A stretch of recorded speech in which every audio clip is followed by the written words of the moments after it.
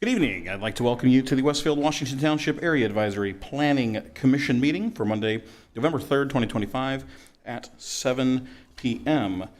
Staff, could you please ascertain the presence of a quorum? Mr. Bunkovist? Present. Mr. Horke? Here. Mr. Kahn? Dr. Keene? Here. Ms. Carlson? Mr. McCarty? Here. Mr. Mooney? Here. Mr. Neal? Present. And Mr. Woodard. Here. We have a quorum. We do have a quorum. Thank you very much. Before we get started, I need to announce two changes to the agenda for this evening. One, at the request of the petitioner, we are tabling 2511-DDP-38, which is the Westfield, Washington Schools main campus updates. Also, we are tabling the approval of the previous meeting minutes. We need a little bit more time to get those correct, so those are going to be held till the next meeting.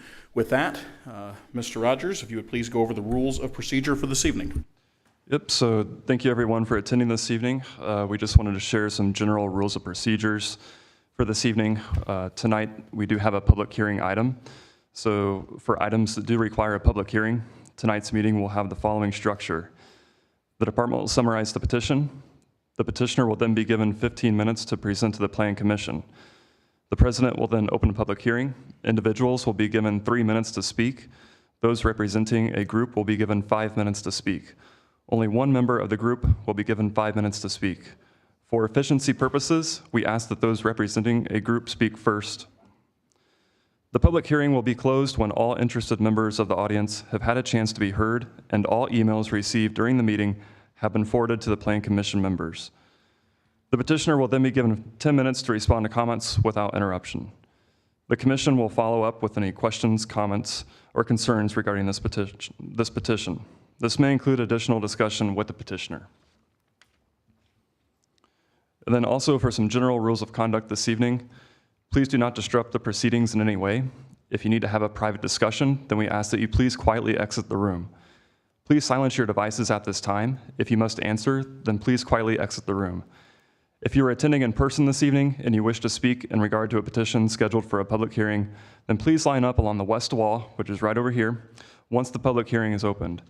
Please sign in to the speaker sheet, which is located right here, as you approach the podium to speak. For efficiency purposes, we ask that those representing a group speak first. During your comments, please state your name and address into the microphone. And for the record, we ask that you please do not repeat previously stated comments for efficiency purposes. Your presentation will be timed, and you will be advised when there are approximately 30 seconds remaining. If you are not attending in person this evening and you're watching online, you are welcome to forward your comments to planners@westfield.in.gov with the petition name or number included in the subject line. Those comments will then be forwarded to the Plan Commission members and the petitioner. We would like to remind everyone to please speak directly into the microphone so your comments can be put onto the record. Also, please mute your microphone when not speaking. If you come to the podium to speak, please ensure that the microphone is on as indicated by the green light on the base of the microphone. Thank you. Thank you very much. Next item on our agenda is the consent agenda items. As noted, there are 3 of them, not 4.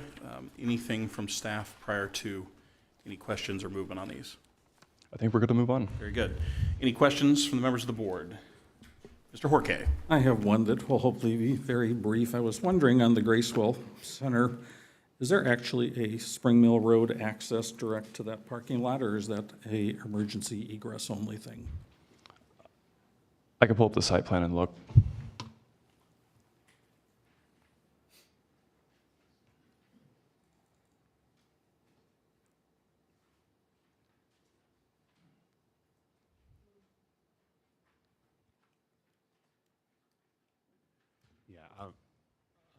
I do not believe that's full access, if access at all. It may just be a turnaround. Can we zoom in a little bit? Oh, all right. I hadn't considered the Yeah, possibility it was a turnaround. I don't think but it I didn't see connects. anything that implied that it was that. Also didn't see anything that said it was or was not access into the site, but that's one more point of contact on Yeah, Spring Mill no. Road that we should avoid. Yeah, it does not connect, so that's just a turnaround point. A hammerhead turnaround. Cool, move on. All right. Thank you. If there are no other questions, I would entertain a motion on the consent agenda. Motion to approve the. Moved by Mr. McCarty. Is there a second? Second. Second by Mr. Horkay. Any further discussion? Staff, would you please call the roll? Mr. Buckefist, Yes. Mr. Horkay, Yes. Dr. Keen, Yes. Mr. McCarty, Yes. Mr. Mooney, Yes. Mr. Neal, Yes. and Mr. Woodard. Yes.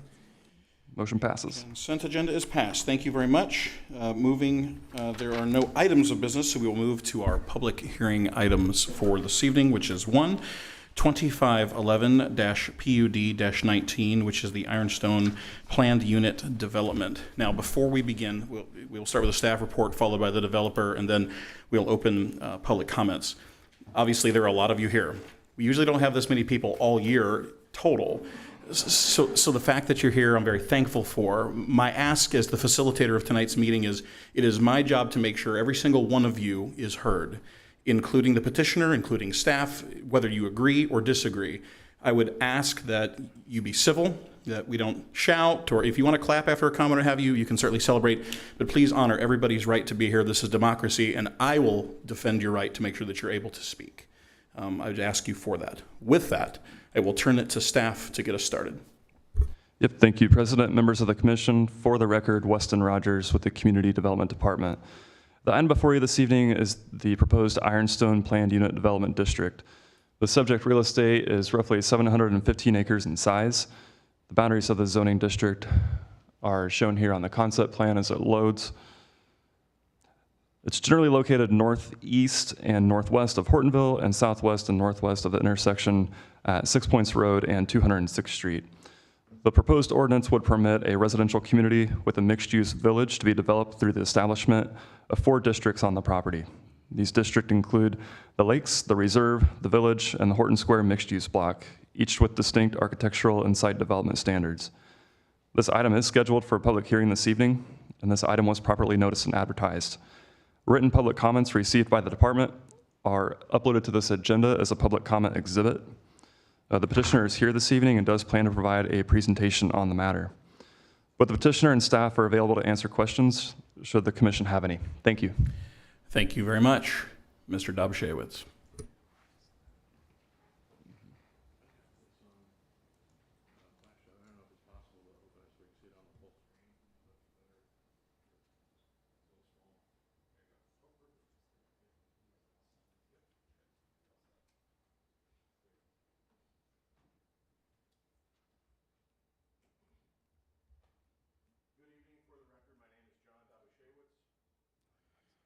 I'm a land use professional with the law firm of Nelson and Frankenberger. We represent the petitioner, Platinum Properties Management Company. Present tonight is Paul Rio, president of Platinum Properties. The matter before you this evening, as indicated by staff, is the Ironstone PUD. Ironstone is a master planned mixed of residential, including unparalleled amenities, and a small node of mixed use within the Hortonville master planning area. The applicant began meeting with city staff over a year ago so we could become more familiar with the vision for Hortonville and that surrounding space. I'd like to thank staff for their involvement and interest in master planning Hortonville, as well as the area including Ironstone. Advancing the vision communicated through the 2006 comprehensive plan is important to the long-term success of the city. Discussions with staff revolved around planning elements including pedestrian connectivity, required higher density mixed use compatibility next to Hortonville, community and neighborhood amenities, and public infrastructure. Regarding public infrastructure, the city is making significant roadway investments in the area north of Graham Park, and the expectation, as communicated to us by the city, is that additional road and intersection improvements will begin and occur in advance of home construction in Ironstone, and that these improvements will be funded by the future development in Ironstone. Today, the city is in design and construction along 191st Street, the segment of 191st Street west of Tomlinson, and will include improvements at Graham Park Boulevard, Horton Road, and a realignment of Spring Mill Road. We met with John Nail, the city engineer, at which time his team began identifying additional road segments and intersections that would be required for Ironstone. In this regard, the road improvement package will run parallel to the zoning process and will be presented to the City Council for consideration before the PUD adoption consideration. In addition to road improvements, the city has begun construction recently of a new fire station at the southeast corner of 206th Street and 6 Points Road, which will be completed prior to the construction of the first homes within Ironstone. As part of Ironstone, it's anticipated that road and utility infrastructure will begin in 2026, with home construction beginning in 2027. The city is no stranger to master plan developments. Ironstone, while not the largest planned development in area or number of homes, is similar. Master plan communities include a variety of housing types, integrated amenities, and mixed uses to create a balanced community. Like other master plan communities, development of Ironstone will occur over the next 10 to 15 years. We conservatively anticipate a 10 to 12-year timeline after home construction begins. Ironstone is approximately 765 acres in area on real estate that is immediately adjacent to Westfield corporate limits. Annexation for the subject parcel and only the subject parcels will be required.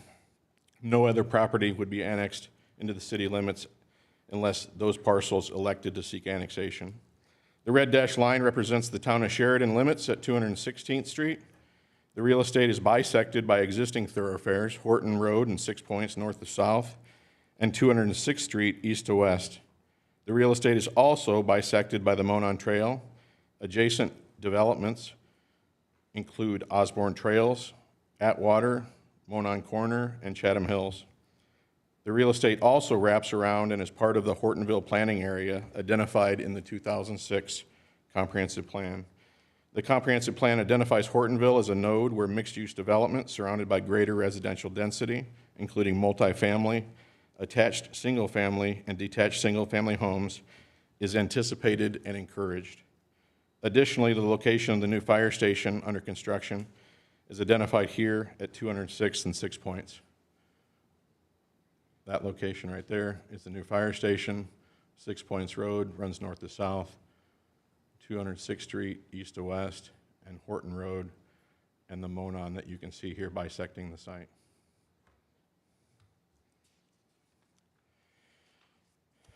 The proposed development includes 4 distinctive areas: the lakes, the village, the reserve, and the Horton Square mixed-use block. The Monon Trail, shown here again, bisects at an angle the site, and the line that you see here following the cursor, if you will,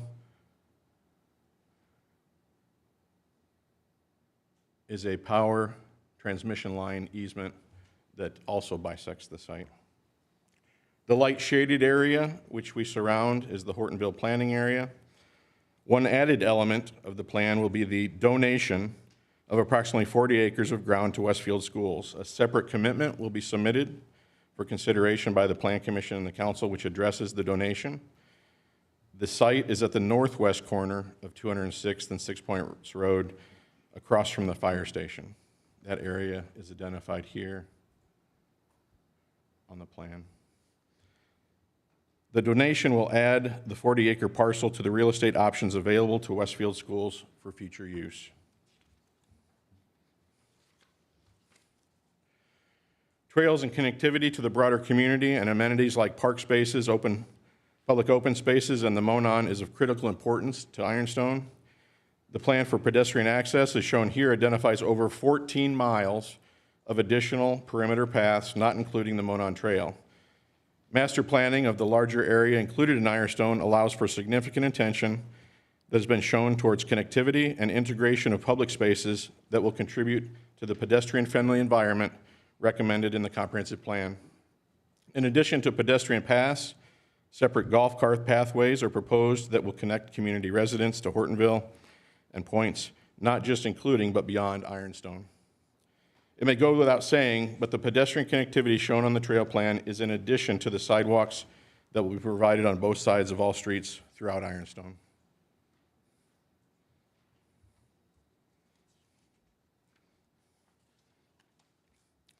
The village is one of the 3 residential districts within Ironstone. The village is the only area which allows townhomes. No other area permits townhomes within development. These townhomes additionally will be along the Monon and adjacent to the mixed-use block. So the mixed-use block, if you follow the cursor on the screen, is located here. Townhomes are along the Monon and adjacent to that mixed-use area.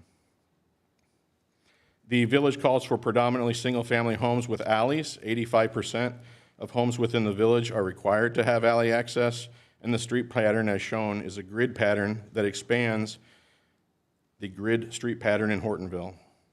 Homes in the village will face 206th Street and internal streets with the other design features like enhanced sidewalk materials and metal fencing accenting the amenity and primary street frontages. All homes within Ironstone, not just within the village, will include masonry on all four sides as an exterior material. The multiple colors shown on the plan represent different home product lot types. Rather than development of products by individual section, the plan provides significant single-family home variety along all streets within the village. So that scattering of different lot types that you see there, typically when you have larger developments, there's a section which is X style of home, Y style of home, Z style of home, and this, they're mixed throughout the development to provide that additional variety. Regarding amenities, the village includes what we'll be referring to as Foundry Park. Foundry Park is an 11-acre space that includes $4.5 million in amenities. To put the size of the park in perspective, Grand Junction Park here in downtown is 5.4 acres in area. The focal park space is more than twice the size of Grand Junction Park. I think it's important to provide that perspective. We've got some imagery later on in the presentation that'll help give folks an idea of the scale of different amenity spaces.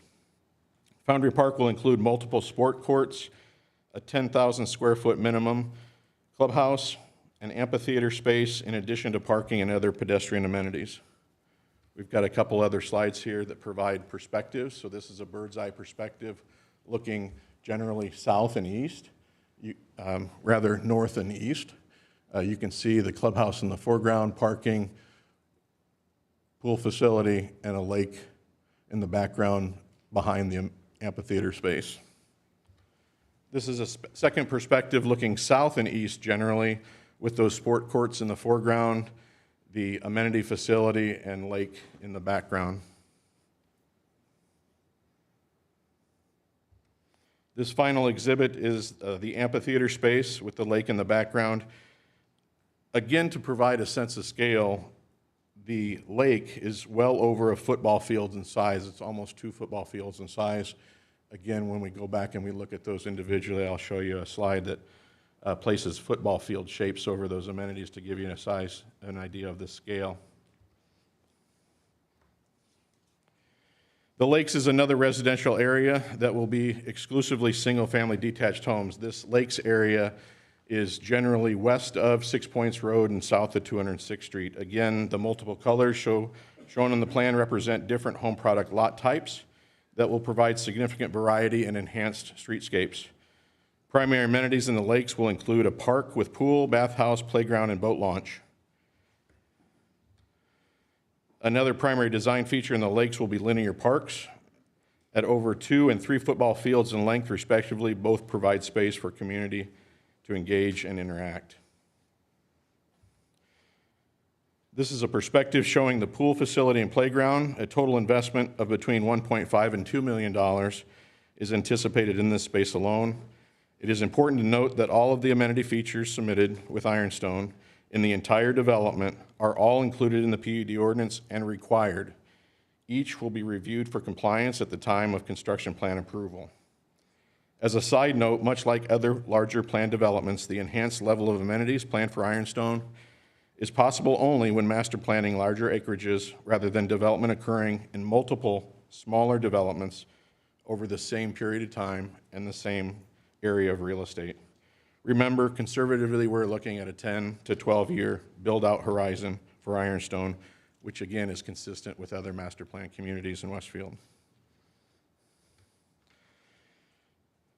The reserve is the final residential area and includes exclusively single-family detached homes as well. The reserve is primarily on the east side of Horton Road. If you're looking at the screen, the cursor here is along Horton Road. 214th Street runs along our north perimeter in this location east of Horton Road. It does not continue west of Horton Road. 206th Street is located here as you're looking at the screen. Custom homes are planned in the area shaded in gray with larger semi-custom home lots provided to the north on the east side of Horton Road. The area on the west side of Horton Road is similar to the village and includes a trailhead with parking along the Monon, north of its crossing of Horton Road, that will be an asset open to the community. Significant natural open space is provided internal to the site, preserving trees and respecting the location of a Civil War area cemetery. This is that primarily natural area that'll be an area of tree preservation surrounding the existing cemetery, which is very small in relation to the rest, but that cemetery sits approximately right here, just east of the pond that you see on the plan. Both pedestrian paths and the proposed cart path will provide connectivity to the primary amenities in the Hortonville planning area outlined previously. Additionally, this area abuts primarily larger adjacent properties, and therefore buffers will be provided within Ironstone common areas maintained by the neighborhood. Additionally, road frontage landscaping and mounding will be required along 206th Street, 214th Street, and Horton Road.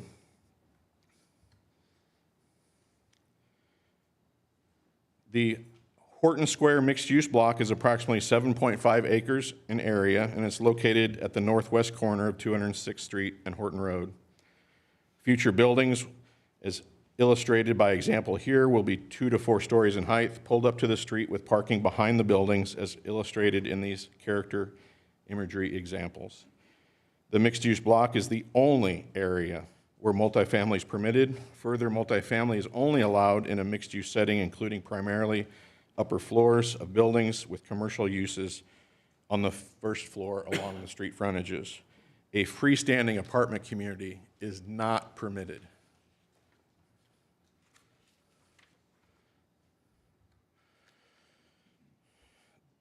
This is an open space plan where you'll see that open space is abundant and usable as provided. Open space will comprise over 20% of the real estate. This represents more than 150 acres that will all be outside individual lots. Open spaces will include community trails, parks and common areas interconnected with one another, the Monon and Hortonville.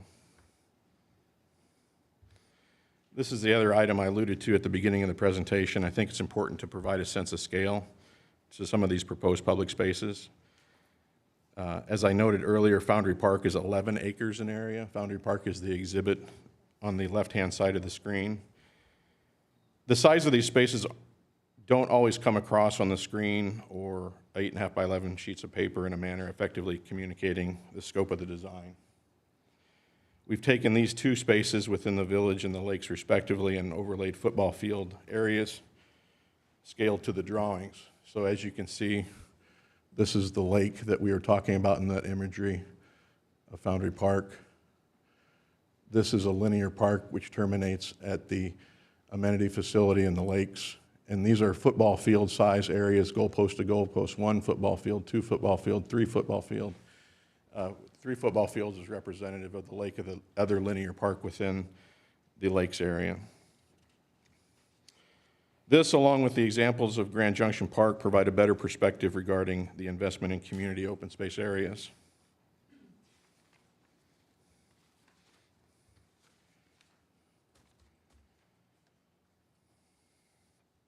In conclusion, we had a neighborhood meeting on October 16th that was well attended.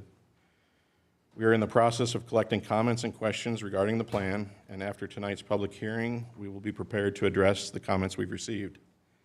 Of course, we anticipate more feedback this evening, as well as comments for consideration by the Planning Commission. As noted in the staff report, we anticipate being back in front of the Planning Commission on December 15th for a workshop meeting, and then again in January for an additional workshop.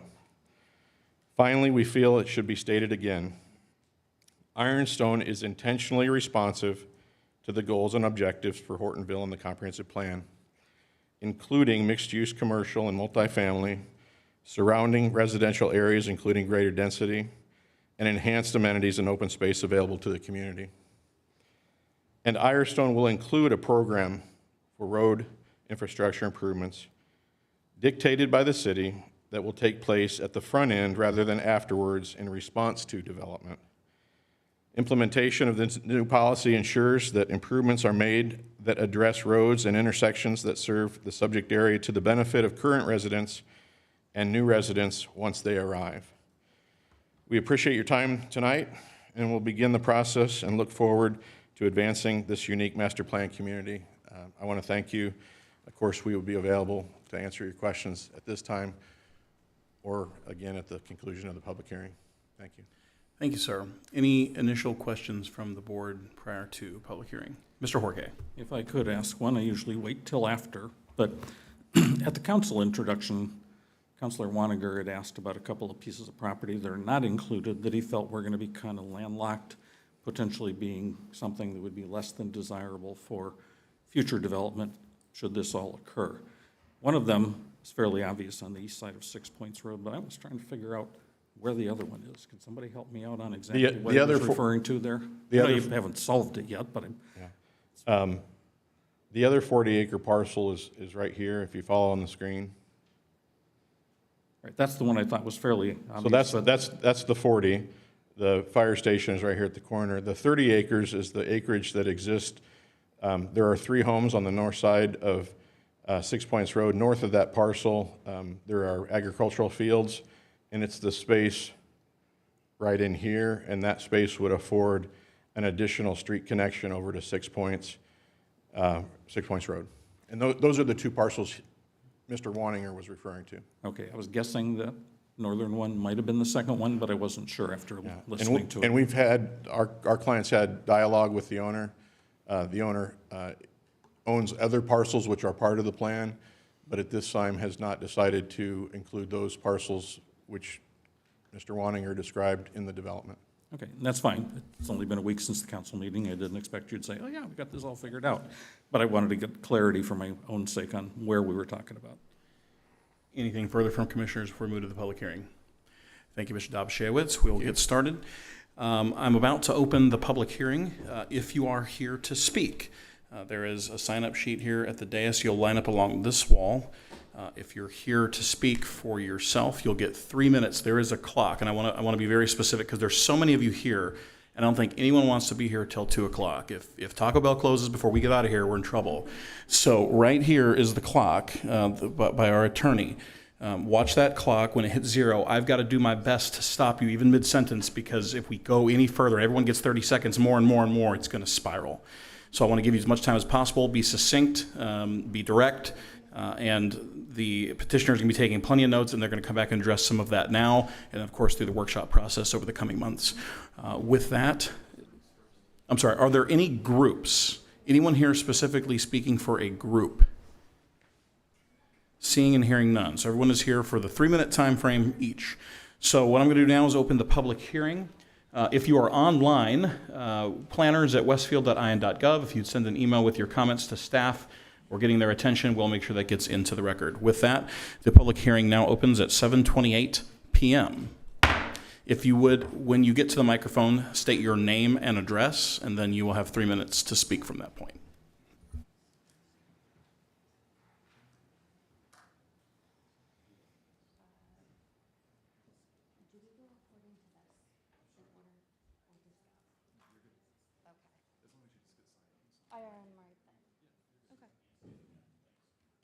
Right, state your name and address for the record, and you'll have 3 minutes. Good evening. I am Jennifer Vrabel, and I live at 225 East 206th Street, Sheridan, Indiana, 46069. So for starters, there's multiple houses within Hortonville where you're wanting to widen the road that have wells.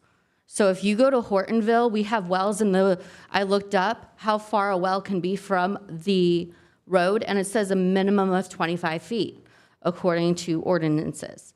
Our well is at that point. You come into our yard by anything over 10 feet, we will be, at any point now, would be in trouble with that. So with regard to that, my husband went to that meeting. I was at a football practice for our son.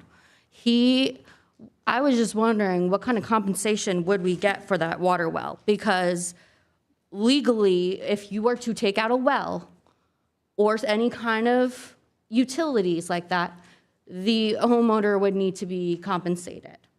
And I would want to know what kind of compensation, whether that's a new well, a new hookup to water, or whether or not our property would be looked at. I know that it's in that section of Hortonville that's not covered by you all, and that's fine, I understand that. And I wanted to also know, what is the order of your building? What, are you gonna do the lakes, the villages, or the reserves first? Or are you gonna do a combination of all of them? Because if you do a combination of all of them, you're gonna widen that road sooner. And if you are gonna start with the lakes, then I have more time to prepare. And so it's just an intelligent question for us on our end as planning, as individuals of a land. So I was just wondering, because that is important. We kind of need access to water. Kind of important. Questions will be answered after. Sounds great. Thank you, sir. You're very welcome. Thank you so much. Good evening. If you'd state your name and address for the record, and then you'll have 3 minutes. Patty Anderson, and we live at 77 West Warman, Sheridan, Indiana. We're on Horton. Okay, we are at Horton and Warman, a block south of 206. And when you do the rezoning, what is that going to do to us? This is an opportunity for you to address and ask questions. It's not a dialogue, so I'm not Okay, going to answer. So but that's my question. And we'll get that noted for you. there was another one I had. I can't think of what it was now. But that's our main concern. What will that do to us, and how are we, because we're right there in the middle of all of that. I call it garbage. We are not for this. We think it's all terrible that they're destroying our little city. We've been here 36 years. And I think it's terrible. So do most of the people who live around me, so thank you. Thank you. And if you remember your other question, you can email it to the staff, and we'll make sure that it gets entered in the record. Good evening, sir. Name and address for the record, and you'll have 3 minutes. Hello, Daryl Dierkes, 344 East 214th Street, Sheridan. I'm on the north end of the reserve along 214. I've emailed everyone in the planners my comments before, but anyway, I'd like to know who the winners are. I don't know if anybody in here is actually winners on any of this. The developers are, speaking high about, well, we're donating land and all this and that, but what's the cost? Who's the winners?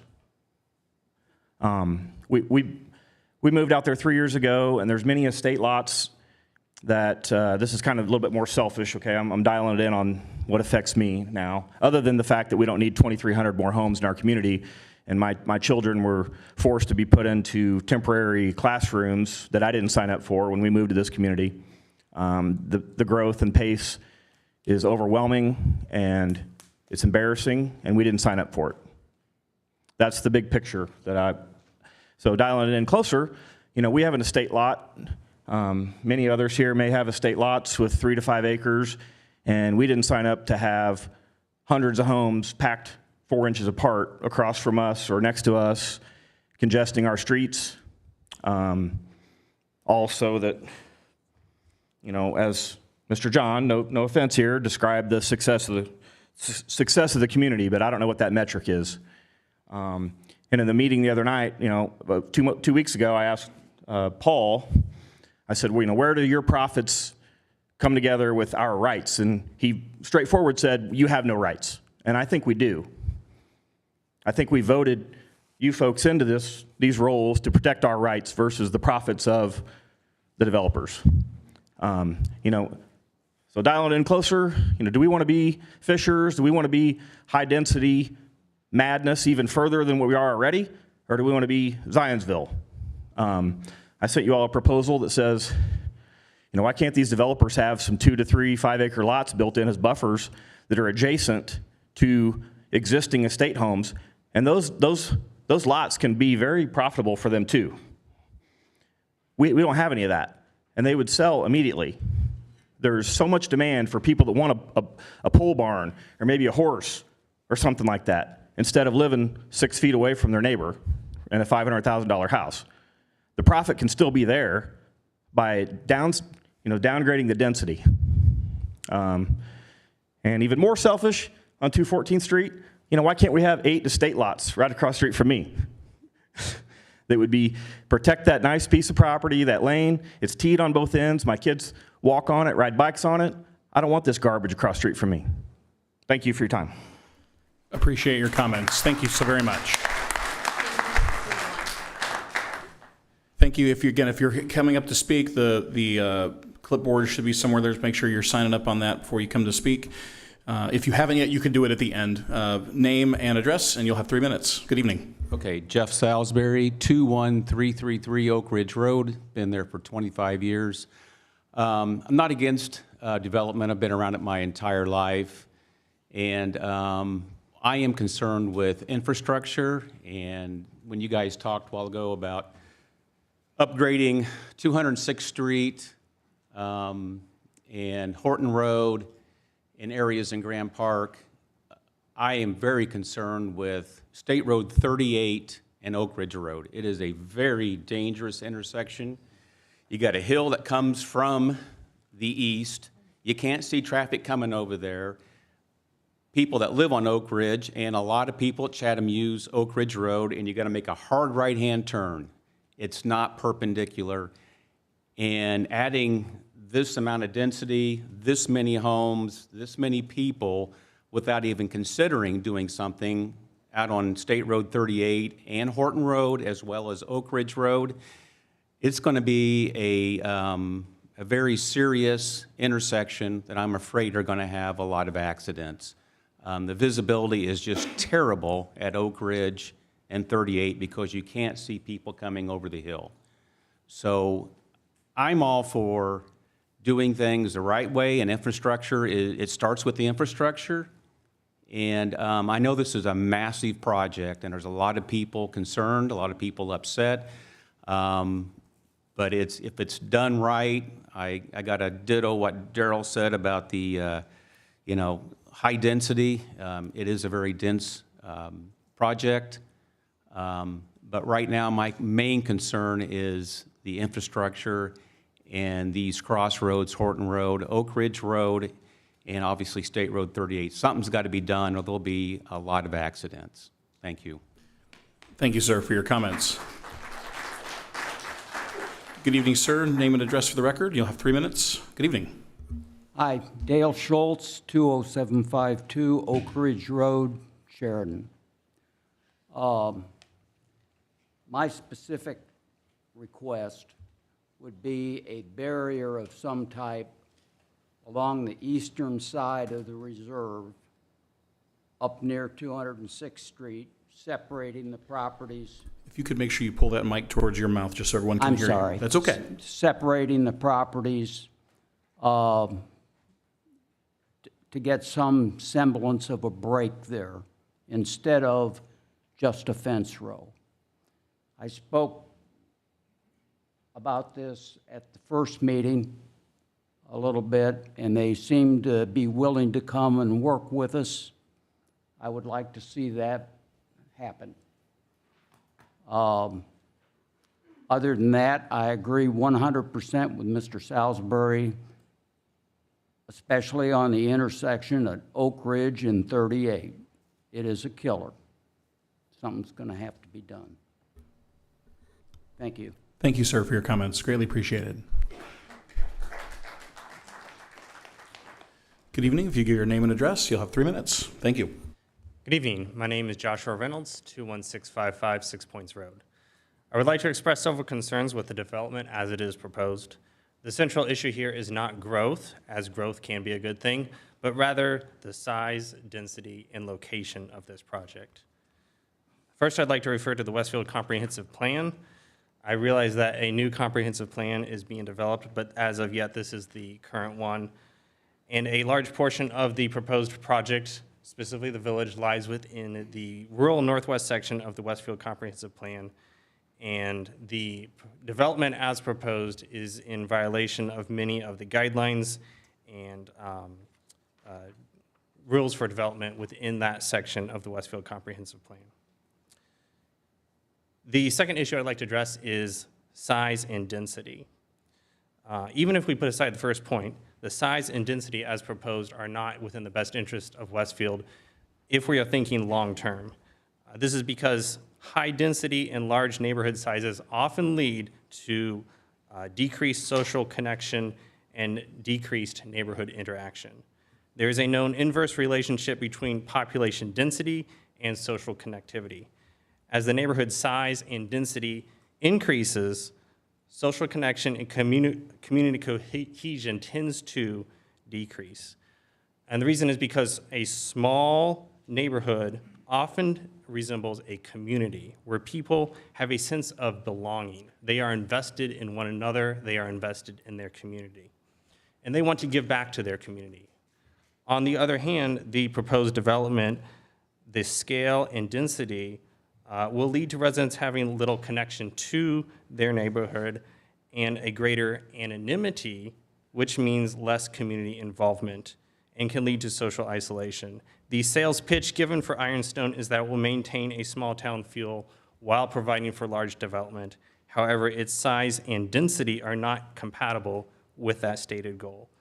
What we need is small, low-density neighborhoods. So I urge you to reject the Ironstone plan in its current form and instead demand a different plan, a plan that creates smaller, low-density areas to live, which would be places that foster community involvement and social connection, places where people want to actually live, places that maintain their value for years to come, and places that will make Westfield a desirable place to live. Thank you for listening. Thank you for your comments. Greatly appreciated. Good evening, sir. If we get your name and address for the record, and you'll have 3 minutes. My name is Frank Ray. I live at 794 Fadre in Osborne Trails. I have a concern. I just want to make the commission aware of this. There is the farm that is part of that 40-acre lot that's trapped between us and the new development and also the housing development on the right. That property is, I think, perfect for a future retail space that would take the property values in that area down. I'm just concerned about that. I think that the commission needs to be concerned about that and be looking at what's going to happen with that, whether it's a year from now, 10 years from now. Nobody would develop a retail space or even suggest a retail space in that area. Every community around here has an area of retail space. Even you're providing an area for retail space, business development, whatever you want to call it. I'm just concerned that that property would be perfect and that would drive down our property values. So I'm all for the development. I'm all for trying to help the people that have concerns here tonight, but I know my neighbors are very concerned. That cornfield someday is going to be developed. We have streets that are actually pointed in that direction, and they dead end at the cornfield. So there is an expectation that we have, but obviously the farmer has not decided yet what he's going to do with it. Does the commission have any idea as to whether there's any kind of an option on that property right now? Again, this is not a dialogue where I can answer your questions, but I would like to know. We can certainly get an answer for you. Sure. I'd like to know if there's an option from somebody else in the works.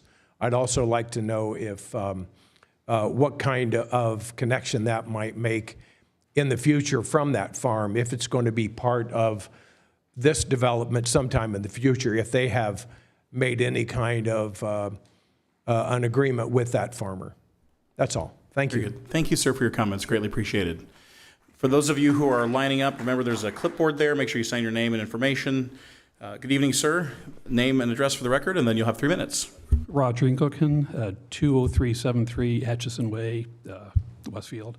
I live in Monon Corners, and our house and Atchison Way and all backs up to a grove of trees that are just a beautiful section. Currently, their plan is to tear those trees out and put one of the retention ponds there. We want to save the trees. It borders our street, Atchison Way, and then the side street, Silverton, and Monon Corner. And we would just hate to see that area ripped out just to have a retention pond for the new development. We moved there a year ago. We chose that lot for the trees as well. I'm sure a lot of other folks did on that street and on the other street. And we just want to preserve that section and keep the trees. There are so few areas that have trees anymore. They seem to be being torn out as more development goes in. We want to be able to keep them. Thank you. Thank you very much for your comments. Good evening, ma'am. If you can get your name and address for the record, and then you'll have 3 minutes. Good evening. My name's Linda Stapleton, 118 East 206th Street, Sheridan, Indiana.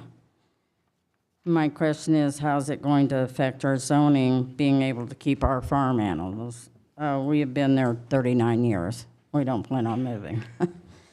And also, if you widen 206th Street, it looks like our mailboxes are on the south side. Whatever side you widen, it looks like our boxes could be up against people's houses. So we're just wondering how you're going to do that. Thank you. Very good. Thank you for your comments. Greatly appreciated. My name is Aaron Barrett, live at 539 East 214th Street. Two things here. One's kind of for everybody that borders this. My land is bordering, basically the reserve will border two sides of my property, two full sides.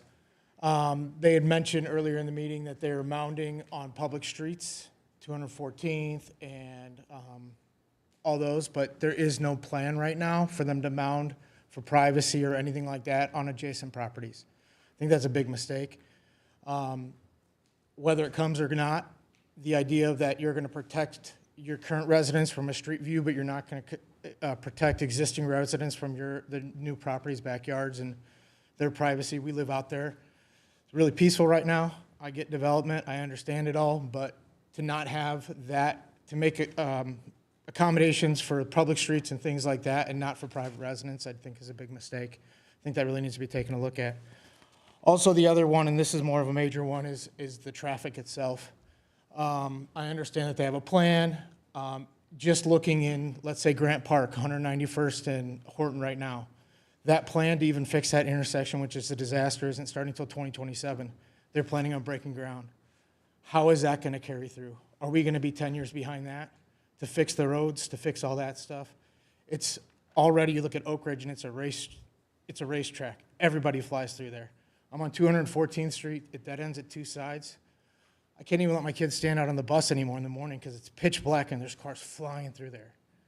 My understanding is that their development doesn't even plan on fixing 214th just in front of their section, so they're going to improve one portion of the road, and the rest is going to be chip and tar for the rest of life. Makes no sense. It's unsafe, and I haven't seen anything from any plan that says how they're going to fix that stuff. That's a big one. Like, there's way too much traffic as it is. I know we can't stop that, but doesn't seem like there's any concrete plan on how to fix that at this point or when it's going to be done. I think that needs to be first before you start building houses. Thank you. Thank you, sir, for your comments. Good evening. Name and address for the record. You'll have 3 minutes. Yeah, Scott Doherty. I'm at 21204 Fremont Moore Road. And it's just really one question. It won't take long at all. I'm curious because there's the area that is proposed here and also to the west of it has always had long-term drainage issues. And was wondering if there would be any possibility that could be addressed with this development if it's going to happen. The Emory Clark and Compton drain, I think, is one that is the watershed, or the watershed that would be impacted. So I'd be curious to learn about that because that's been, every spring that's a big problem for us up there. So. Thank you, sir, for your comments. Good evening, sir. Name and address for the record. You'll have 3 minutes. Ray Fowler, 149 Cape May Drive. It's in Monon Corner. I've heard about the infrastructure for the roads. Many of our residents in our development, we barely have any water pressure. And we've talked to the water company, and they're saying, take it up with the city. And you're talking adding 2,200 more houses and businesses in this area. And water company says, unless the city does something with water towers, fixes the water, it's just going to get worse. So I want to find out, what are we doing? What's going to be done to get water pressure to our area to fix that, and plus all this other building? Thank you for your questions. I know that they're feverishly taking notes, and we'll answer what we can. Good evening. Your name and address for the record, and Good evening, you have 3 sir. minutes. Let's tilt this up a little bit. There we go. Can you hear me? Okay, thank you. My name is Catherine Johnson. I live at 20493 Hudson Bay Lane in Westfield, Indiana. I'd like to thank the council representing the developer today. I appreciate the graphics. I appreciate the information. I'd like to talk today about wealth creep and the displacement of people that this could potentially cause, and ask a few questions for the record. So as we develop and as this brings wonderful opportunities, there's also a huge consequence to this. I'm concerned about the potential displacement of so many families, farms, people who have lived here for decades or even multiple generations on these properties. And as this wealth begins to creep further and further northward, as we've seen for the past 15 years in this area, the average price and property value of all these houses will increase, which is great, but so will the property taxes. And any family, any local family who's been living in these regions for ages, who don't take the payout to move and cede their land over and sell that over, stand a horrendous risk of their property taxes increasing and then being priced out eventually anyway. I think there's tremendous concern of displacement. I don't think this idea is loyal to the existing citizens of this region, the existing citizens of Hortonville, the existing citizens of Westfield, and a little bit of Sheridan. It's not doing right by the existing citizens, and it's prioritizing potential economic growth over those groups of people. People are often very excited about these sorts of payouts, but unless the representative can assure us that they are going to be getting payouts orders of magnitudes more valuable than the land that they're standing on right now, what is the most likely thing to occur is these families will take their payouts, they'll be priced out, they'll have to move further out, and they will have to buy new land or new properties that are much more expensive than the land they're standing on now. For example, on this Monon Trail line, if you bike it, if you walk it, you'll see a lot of communities where they're in semi-permanent structures, double-wide trailers, or small family farms. As they sell those lands, or if they keep them and their property taxes go up and they get priced out of them 10 years from now, they will be displaced, and they'll also realize that when they buy their next house, it's going to be far too expensive. So if you could please address in your next periodical how you plan to pay off these families or to prevent their displacement, I would really appreciate it. Thank you. Have a good evening. Thank you for your comments. Good evening, sir. If I could get your name and address for the record, and you'll have 3 minutes. Certainly. My name is Steve Andrews. I live at 627 East 214th in Sheridan. I just moved here about 6 weeks ago, so I'm a Johnny-come-lately to all this. And I had a chance to talk with my neighbor, Steve Duncan, who lives right next to me. If you go to the upper corner, about a finger width, that's where our properties are. He advised me that we have a real drainage problem up there with heavy rains. He has to sandbag the front of his house and the garage to keep the water from coming in. And I see a lot of asphalt and concrete, which is going to affect the runoff of water and rain, and I'm wondering how that's going to get handled. I realize you have lakes and ponds there, but I don't know if it's going to do the job or not. And I certainly don't want to be everybody's swimming pool when it rains hard. So I'd like to hear what they're going to do about that. There's other things that have been expressed that I also am concerned about. I won't repeat those, but that's my concern right now with my property. Thank you. Thank you for your comments, and welcome to the community. Next up, if you get your name and address for the record, you'll have 3 minutes. Sure. My name is Kay LaPlante. I live at 3427 West 206th Street in Sheridan. I'm kind of winging this, so I apologize. But my gut says this is probably going to happen. My heart really doesn't want it to. We've been in Westfield for over 20 years now. We started out in a neighborhood. And about 14 years ago, we moved out to the country. And there was a reason we moved out to the country. We like the peace and quiet in our Elmo room out there. People who live in the country we're just a different kind of people. I don't know how to say it, but a couple of concerns I have. One is traffic. We have noticed a huge uptick in traffic. since Chatham has come up. And it's not slow traffic, it's not speed limit traffic. For some reason, everybody thinks the country roads are the place to go out and rev your engines and go as fast as you can.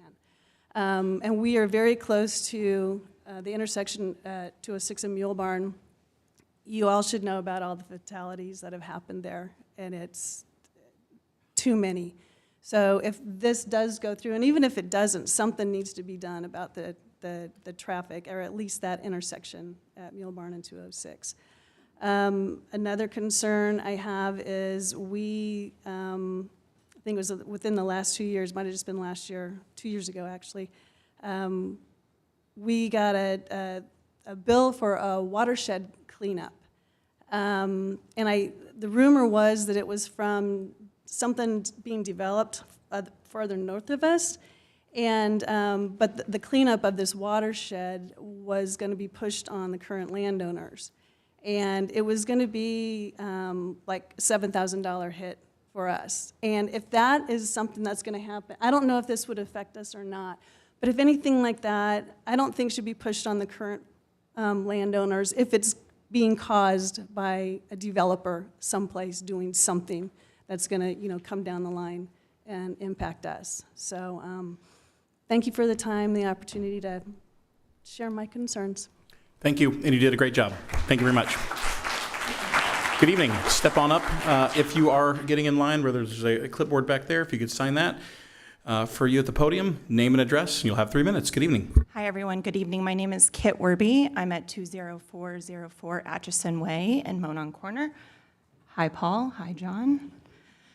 I guess I have dubbed myself the leader of the tree people, and I know that my neighbor spoke to the grove of trees that we are extremely passionate about saving, but I just wanted to have it known on the record that by my count, there's at least 9 other homes along Atchison Way and Silverton Avenue represented here, along with, I know, a family farm. So this is a small grove of trees, and if you drive that area, you will notice it because it stands out. We do not have very many of these anymore. This small grove of trees is home to a lot of critters, wildlife. It provides some drainage already. The last thing that we want or need is another retention pond there. Some of my neighbors who are sitting behind me here paid more for their lots because of that grove of trees. We were all told through our sales process and buying into Monon Corner that that was protected wetland. I understand, and Paul made a comment about that in the neighborhood meeting on the 16th of October. I understand that that may or may not be true, but I'm just letting that be known here that that's what we were told when we chose to move into Monon Corner and when we chose to move into this city. So I don't feel like in the grand scheme of what you're seeing up here that saving a small grove of trees should be the deal breaker. So we feel like we are being fair in what we are asking. So thank you for just letting this be known on the record. Thank you very much, and if you can make sure leader of the tree people gets on the record, I would appreciate that very much. Next up to speak, please, if I get your name and address for the record, and you'll have 3 minutes to speak. Good evening. Yes, my name is Kathy Robinson. I live at 603 East 206th Street in Sheridan. And we're very familiar with development where we live. We're bordered on 3 sides by Chatham. So we're familiar with that. I want to commend the development group for coming up with such a beautiful presentation. It looks beautiful. The amenities that are being offered seem very nice, but I can't help but put on my hat of pessimism and wonder, is this what it's actually going to look like? And what guarantees, which I know there aren't any, are there going to be? The primary question I have is who's going to be building these homes? Is it going to be one builder? Is it going to be a multitude of different builders within any one of the communities? Are they going to, I know that there's different levels of cost for each of the communities, but just what can we expect for those costs? And that's all I have to say. Thank you very much for your comments. Greatly appreciated. Good evening, sir. If you get your name and address for the record, you'll have 3 minutes. How you doing? Thank you very much. My name is Matt Stockton. I have property on 602 East 214th Street. So I live, or my property is right across the street from the top of the reserve, essentially. And I want to, number one, I'll reiterate the fact of all the infrastructure concerns everyone has said. I know we talked about Oak Ridge and 38. We also want to think about Horton Road and 38. And then the final thing that I want to say is I want to ask about, try to understand more about this Westfield Washington School District land that's being donated. I see power lines running through that. Unfortunately, I'm also very aware of the Westfield Elementary School that stuff is going through right now. And so I just want to understand, does the city want this for a school? Or is this the, we're going to give you this and you guys can be really happy because we did. And obviously nothing be done with it, because I know that I already have an issue with my kids where they're at now.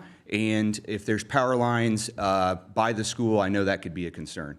So just trying to understand why this spot was chosen, and would the city and the school district even want to have this there to be utilized for that purpose?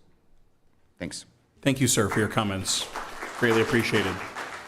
All right, next up, and I know there's some new folks in line. Make sure you sign that clipboard there. Otherwise, name and address, and you'll have 3 minutes. Good evening. Ryan Easterhouse. I live at 21092 Horton Road. We live right in between the reserve and the village in one of those properties, just on the north property. Just a couple of questions, or the comments that I would have for this. I mean, I think it's, assuming it's going to happen, can we limit the size of the townhomes that are along the Monon, or like the height of the townhomes? Or can we move them off the Monon a little bit? I mean, I think that would give a little bit more buffer to the homes that are there. What's the plan? I haven't seen the actual plan for the roads. Are we going to make roads that look like Hazeldale Parkway, where they're two divided 4-lane roads? Are we just going to widen them a little bit? I'd be interested to hear before we approve that what the plan is for the roads on both 206th and Horton Road, and I guess 214th as well. What's the ability of the developers? Like, there's a whole lot of massive lakes here, which is great. I love the lakes and all of that land. Once that's approved, 10 years out, when they start to build the reserve, or 5 years out, whatever it is, can the developer come back and say, like, hey, we're going to move this lake?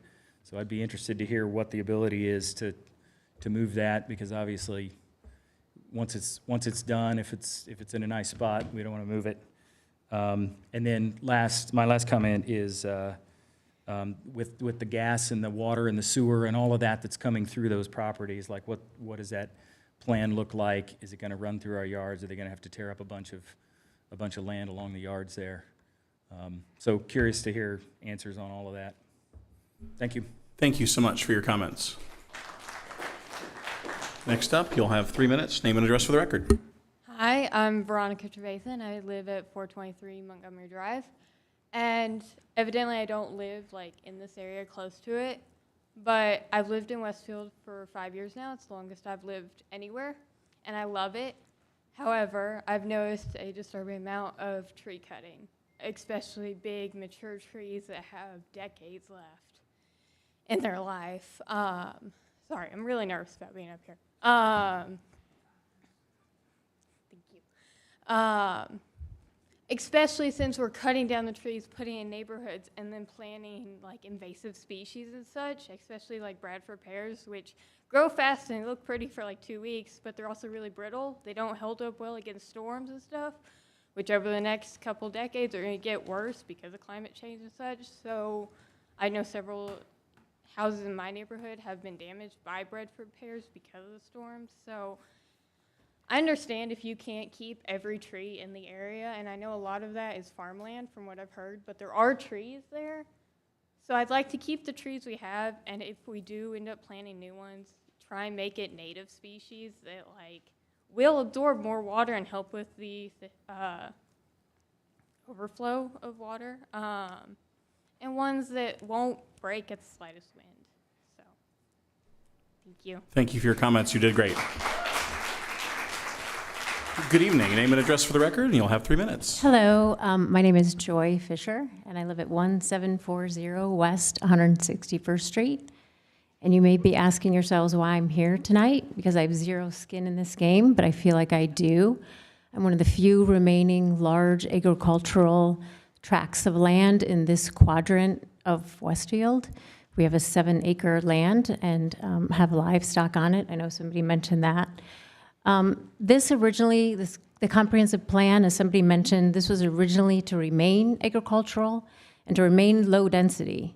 That is not happening.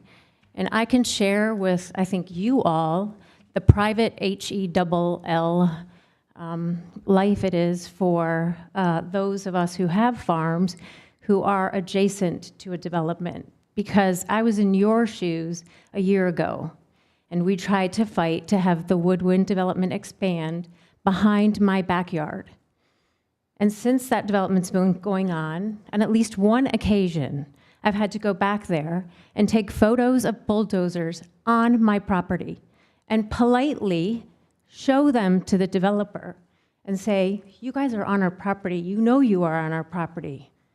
To which they responded, it's the easiest way for us to access. That is wrong.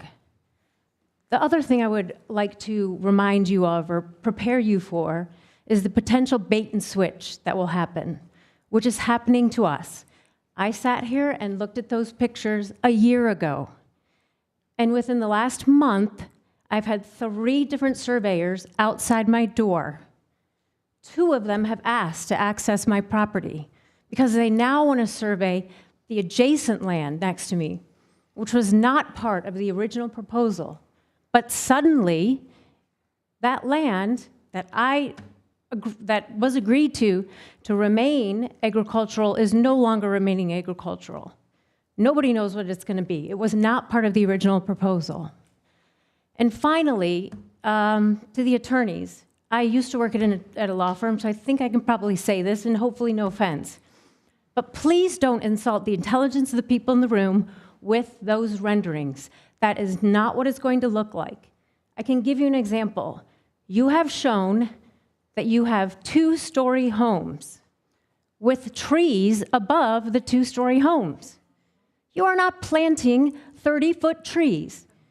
In my property, I've been lucky to get a berm with 3-foot trees as a buffer between me and the current developers. So I would strongly encourage you, you have one chance to get this right. It's 700+ acres that was meant to stay low density. And I can tell you one thing, my animals do not respect property. So if you have livestock, and my apologies to the Westfield Police Department, on one occasion, I've had to call you to help with my animals. Thank you very much for your comments.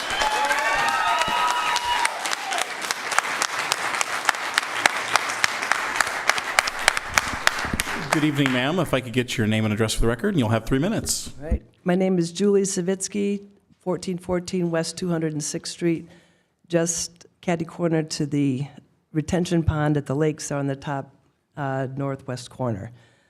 We moved out there in 2007 to start, we moved out to the country on 5 acres to start a ministry for children with special needs, and we use livestock, horses, goats, and chickens to provide the service and the peace and quiet and the green spaces that are out there. When we bought the property, we were told that the property that west of 6 Points Road was grandfathered in and would always be agricultural.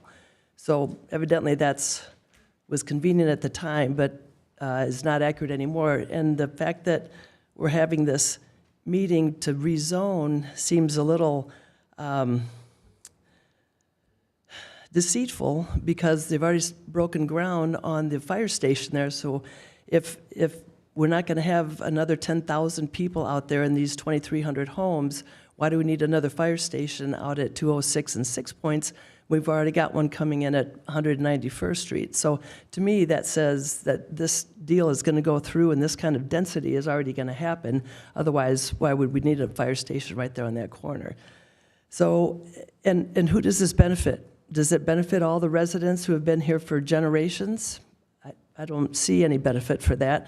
In fact, I think it's going to tank our property values when a neighborhood goes in right next to my 5 acres and we're trying to have some sessions for these children, and all we're going to hear for the next 10 or 15 years is the sound of construction and trees coming down and bulldozers plowing and nail guns. The roads, I'm concerned about that because I'm sure that's going to take a good portion of my pasture.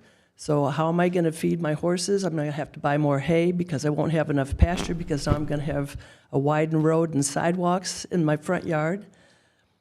My well, with all these lovely kayaking ponds and drainage ditches and that type of thing, what's going to happen to all the wells that are north of that and all the aquifers that are going to probably drain into those areas? Am I supposed to feed and water my animals with city water? I can't afford that. Yeah, the gas, the water, the sewer, the property value. At 2,300 homes that, we keep hearing these numbers. 1 minute it's 1,800 homes on the news, and then it's 2,400 homes. So which is it? The bait and switch term that somebody used feels very accurate. 10,000 people in that area. Think about that. Think about the traffic. 7,000 to 10,000 people in those homes. 40-foot wide home fronts that was spoken about on the 16th. That is a density that's just unconscionable. Thank you. That concludes your time. 9-year-old daughter died at that intersection. Thank you so much, ma'am, and for your service to the community. All right. There's no one else in line, but there are lots of you. Is there anyone else that would like to speak before we close the public hearing? And while you're pondering that, are there any emails or anything online from staff? We have no emails. Very good. This is your last opportunity to address the commission on this matter. Again, if you have further comments, you can email down the road, but this will be the only public hearing that you'll have an opportunity to speak at. Seeing and hearing none, we will close this public hearing at 8:12 p.m. Thank you so much for all of your comments. We'll move to Mr. Dobashewitz to answer some of the questions that you've provided. And then we'll have some question and answer time with the commission. There were a significant number of comments that came up. I know we won't be able to address everyone this evening, but they fall into specific categories. One with regard to road improvements. As I indicated in our presentation, the city is undertaking a new policy direction regarding road improvements and new development. And as it's been communicated, yes, the expectation is through the evaluation of a traffic study that was provided to the city engineer's improvement, and other stakeholders within the community, that road improvements will be made at the front end. Could you turn the mic a little to, I'm getting some people in the back who are having trouble at the front end of development rather than being responsive to development. As you heard, lots of folks had comments about existing traffic within the area generated by other developments. In part, it may be due to road impact monies being spent in other areas of the community, being prioritized there. I'm only observing that. I'm not criticizing anything about the decisions that the city has made with regard to prioritizing road improvements and where they spend those dollars. But the policy direction that I understand the city's taking today is to ensure that those road impact fee monies be spent in the area and they be spent on the front end in advance of development of home sites occurring. Another one, general comment, was with regard to drainage. And for the benefit of the public, if the zoning is approved by the council and we advance with construction, there'll be another set of public hearings as development occurs on individual parcels. So if you're on an adjacent parcel or one that's downstream and you've received notice regarding tonight's meeting, you'll get another notice about future meetings that would talk specifically to the stormwater management as a point of infrastructure and other utilities and how those are being extended to the site. One comment was with regard to water infrastructure and the point that water pressures may be at a level that is concerning people. Water for this site is being extended off-site. If there are easements that are going to be obtained, they would be obtained before construction would begin of homes. There's a second water tower being constructed near 6 Points Road and 193rd Street. That looping of that system and the pulling of additional water resources to the area that will be required for this development will help to address those problems that exist today. In particular, with regard to Monon Corner, I think that system is not looped. And because it's not looped, it's got a dead end in the situation that creates water pressure concerns that would be addressed through future development in this area and the extension of an additional water main, as well as the water tower that's in place today. Other comments in general were specific about the existing comprehensive plan. And I would ask the Plan Commission to go back and take a look at those resources, the 2006 comp plan, the study that's underway regarding an update to the comprehensive plan. And it is that Hortonville area that's planned for mixed use. It's that area around Hortonville that the existing comprehensive plan calls for greater intensity in uses, including multifamily, including attached residential in the form of townhomes, and other components in that area surrounding Hortonville. In that regard, everything east of Horton Road today is advertised on that comprehensive plan as suburban residential. So again, just as an observation, since 2006, the direction the city's provided with regard to future development in that area has been for suburban residential uses. I know we had a few people speak that were along 214th Street in that space.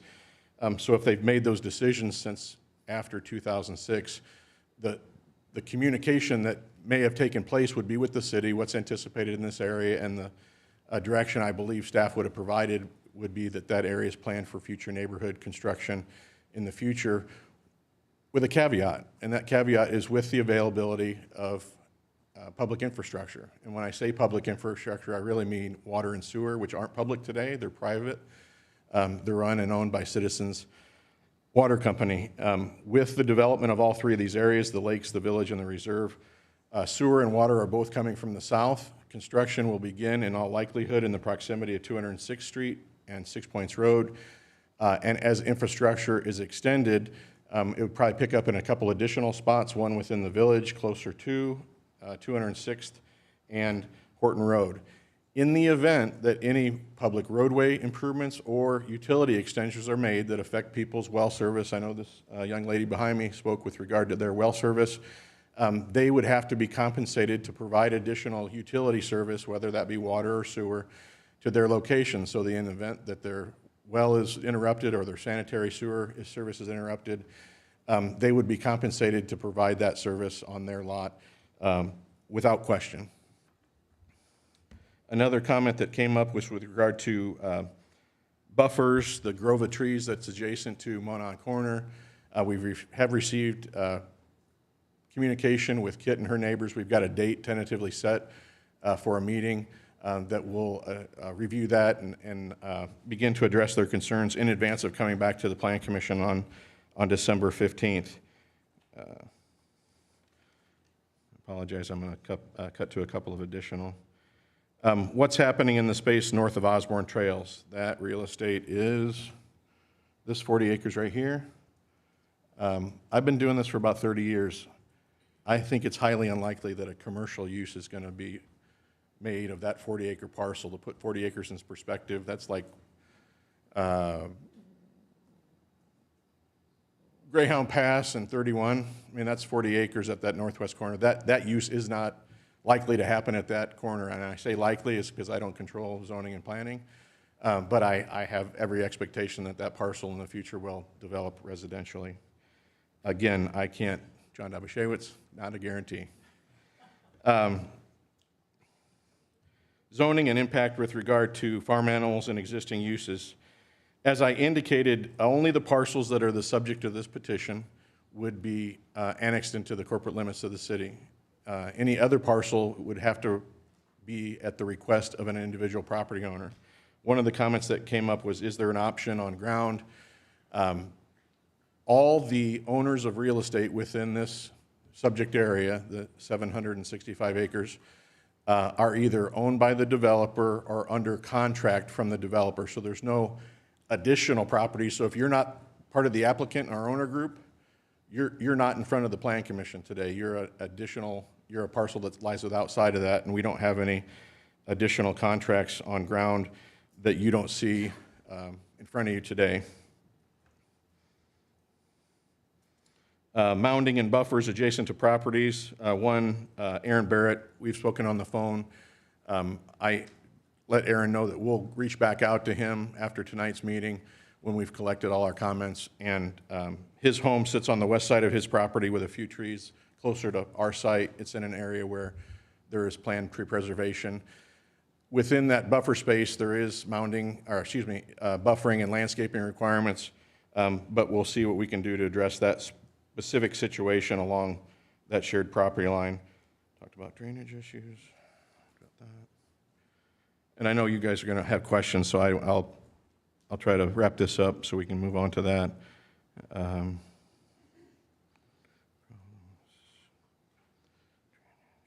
Yeah, again, a lot of drainage, a lot of roads. Who is the builder? That's a good question. I apologize I didn't address it. Our ordinance specifies that there's a minimum of 5 builders within the development, each of which would have to construct a minimum number of homes within the development. There's one exception to that. The exception is this area of the reserve where it's anticipated that there would be custom homes. It could be that a builder constructs 1 home within that space, so we've exempted out that space for that minimum standard where builders would have to be a minimum of 5% of the homes within that area.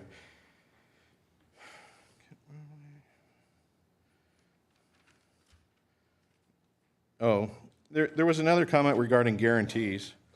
And this is, again, in the 30 years we've represented clients in front of Westfield, this petition has the most detailed exhibits that we've ever provided the Plan Commission in the city for consideration. The other thing the ordinance does is it explicitly states that those improvements that we're including in the ordinance shall be constructed.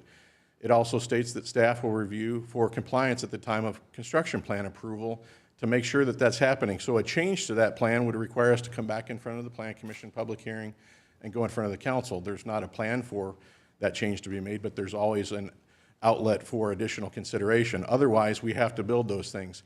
No other development that we've represented in the 30-plus years that we've been in front of this Plan Commission has included such specific level of detail with regard to amenities, both the areas required and the specific improvements within those areas.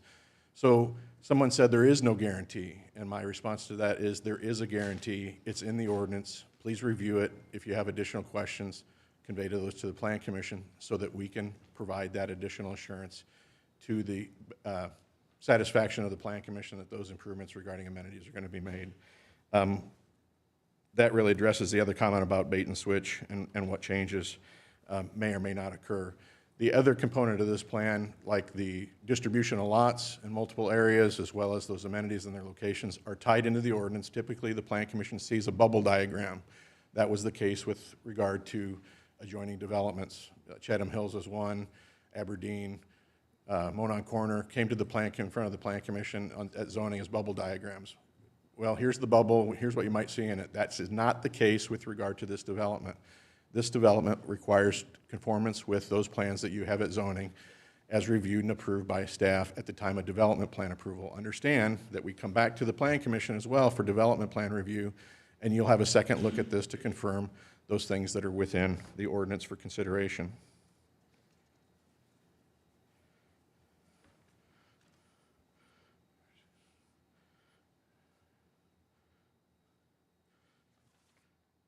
Unless there are additional items that the Plan Commission would want me to address prior to opening up for your general questions, I'd be glad to move on to that. I don't believe so, but what we'll do is let the board ask some questions. I do want to remember to remind the board, this is going to be a long process. Not everything, sometimes we like to iron as many things out as possible in this position, but we're going to have at least 2 workshops. So I'm not stifling your questions. You can ask anything and everything you want, but just keep that in mind that we won't have everything wrapped up and done tonight. This is a long process. So with that, I'm looking at Dr. Keene. Would you like to start us off this evening with some questions? I'll start off with a couple of questions. I just want to get prepared for the work session. So I have a couple of questions, maybe of staff. But first, John, how many living units are actually in this proposal? There are detached homes, there could be a maximum of 2,000 detached living units. Or, I apologize, 1,750 because there's 250 townhomes. If you look at the map at the left, the ordinance specifies that a maximum of 600 homes would be permitted in the lakes, a maximum of 750 single-family homes and 250 townhomes within the lakes, or excuse me, within the village, and 400 homes within the reserve.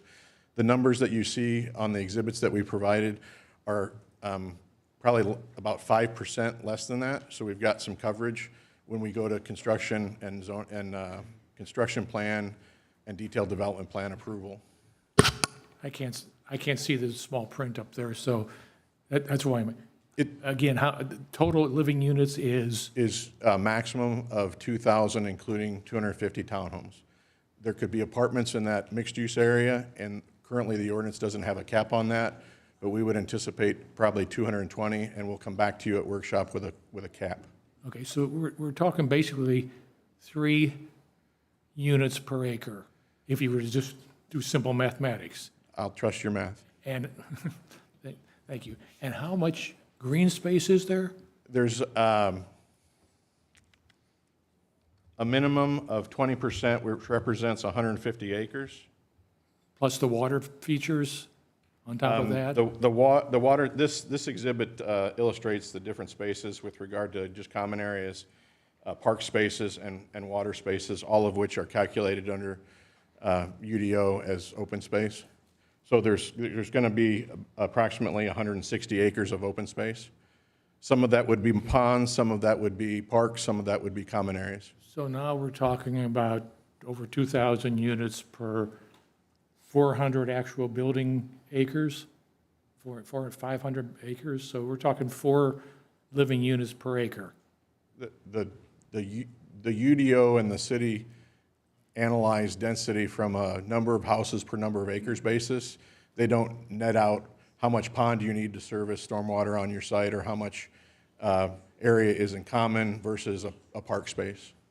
But where you're going to put people on ground in a unit, it seems to me like we're talking about using old language, almost an SF4 designation, 4 units per acre. That's packing a lot of people in. There's a couple of us who are here from the old 2006 comp plan who envisioned as we went north and as we went west, density would decrease. And it seems to me, and you can do your calculations and show me at the work session, it seems to me like we're increasing density with this particular proposal from what it is.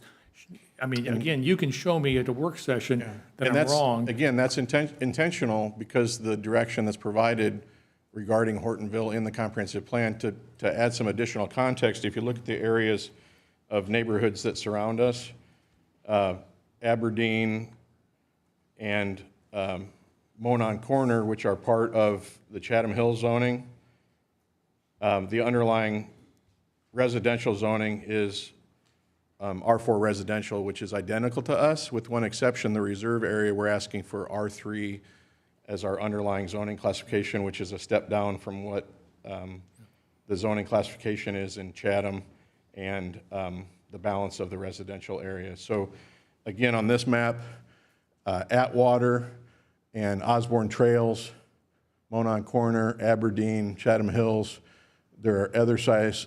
I mean, this is an older aerial, but you see this area of Chatham developing today on the east side of Tomlinson. The number of units in there is probably closer to 5 homes per acre.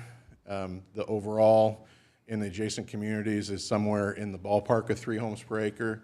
Monon Corner, Aberdeen, Atwater, Osborne Trails.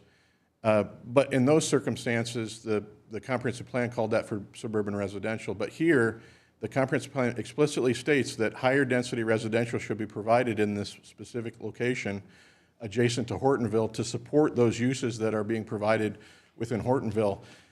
We spent quite a long time, over a year, with staff understanding and better, to be able to better address the comprehensive plan when we appeared before the Plan Commission. And these are things that we didn't come into the review of the process saying, here's what we were going to do. We started the process with, here's some real estate, here's the real estate we're looking at, and sat down with staff and said, what directions provided, what are you contemplating, what do you want to see in the future that you think is to the benefit of the community? And many of the things tonight that I've reviewed with you have been provided at the direction of the staff with regard to the design of the neighborhood, the intensity of use. The front end on the roads is something absolutely a change in policy from before, which you don't see today, but will with this development. In particular, front-ending all these amenities and being so specific about what's provided within that space because of concerns that they've heard in the past about, I hate this term, bait and switch is a term that we've heard. If you leave tonight carrying that belief, please call staff, please sit down, please have them review with you the ordinance and the expectation and requirements that are going to be back-ended on this when we come back for development plan approval that doesn't permit things to change without going back to the city council and without receiving additional discretionary approval. I'm not worried about changes in the future. I just want to get it right the first time. So that's why I'm asking the clarification. Now, this is a question of staff. There's a ton of walkways, pedestrian walkways within this development. And as I walk around town, and I do a lot of walking on trails, I see a lot of routes that are upsetting the trails and they require the city to have probably a pretty good maintenance budget. Is there any way to make sure that there's some kind of standard that is put in that the trails are done right the first time and not just slapped down? And I'm not casting aspersions to any developer or anything. I just want to make sure that we're not coming back with the city having to fix all the massive trails that are in this development within 3 or 4 years because roots have all gotten in here and cracked it and it's just all falling apart. Can that be put in the ordinance that they're responsible for the maintenance of this or whatever for a period of time?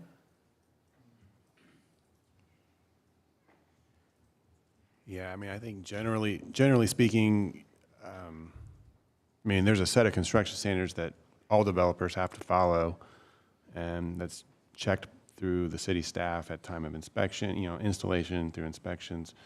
I guess I'm interested if it's newer trails or pathways that you're experiencing the problem or older ones, but it's some newer ones. It's I would tell you, ones. it's right behind the Union Street apartment, Union Flats, the trail that connects from when they put in the substation and connected to Westfield Boulevard. There's tree roots all over the place breaking that up.